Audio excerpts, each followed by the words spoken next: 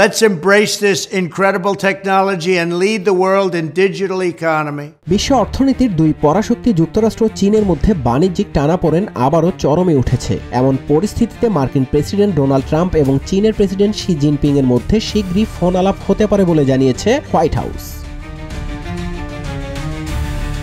White হাউসের মুখপাত্র Karoline Leavitt বলেন, ট্রাম্প ও শির মধ্যে আলোচনার সম্ভাবনা রয়েছে। এটি হতে পারে সম্প্রতি জেনেভায় স্বাক্ষরিত অস্থায়ী বাণিজ্যিক চুক্তি নিয়ে তৈরি হওয়া নতুন বিতর্কের প্রেক্ষাপটে। এদিকে চীনের বাণিজ্য মন্ত্রণালয় জানিয়েছে, ট্রাম্পের পক্ষ থেকে বেইজিংকে চুক্তি লঙ্ঘনের যে অভিযোগ আনা হয়েছে তা ভিত্তিহীন এবং পক্ষপাতদুষ্ট।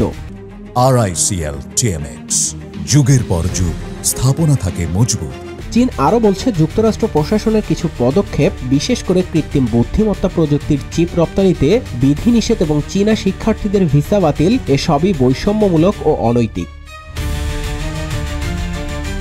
ট্রাম্প এক সোশ্যাল মিডিয়া পোস্টে দাবি করেন, চীন সম্পূর্ণভাবে যুক্তরাষ্ট্রের সঙ্গে করা চুক্তি লঙ্ঘন করেছে। তিনি বলেন, আমি চীনের সঙ্গে খুব দ্রুত একটা চুক্তি করেছিলাম, কিন্তু এখন চীন আবার পুরনো পথে হাঁটছে।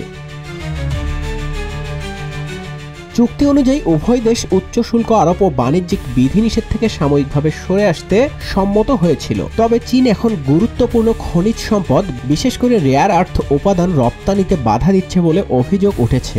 এসব উপাদান আধুনিক প্রযুক্তি পণ্যে অত্যন্ত গুরুত্বপূর্ণ। এদিকে মার্কিন অর্থমন্ত্রী স্কট বেসেন্ট জানিয়েছেন, ট্রাম্প ও শির মধ্যে খুব শীঘ্রই ফোনে আলোচনা হবে এবং তারা মতপার্থক্য দূর করতে সক্ষম হবেন বলে তিনি আশাবাদী।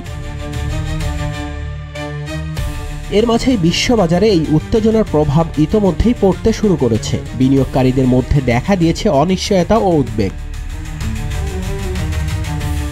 ট্রাম্প দ্বিতীয় দফায় দায়িত্ব নেওয়ার পর এখনও পর্যন্ত শির সঙ্গে সরাসরি কোনো ফোন আলাপ করেননি। তবে ট্রাম্প ও হোয়াইট হাউস একাধিকবার বলেছেন, দুই নেতার মধ্যে কথা বলার বিষয়টি সামনে আসছে। ট্রাম্প শি ফোন আলাপ যদি সত্যি হয়, তবে তা হতে পারে দুই দেশের উত্তেজনাপূর্ণ সম্পর্কের মধ্যে এক নতুন মোড়।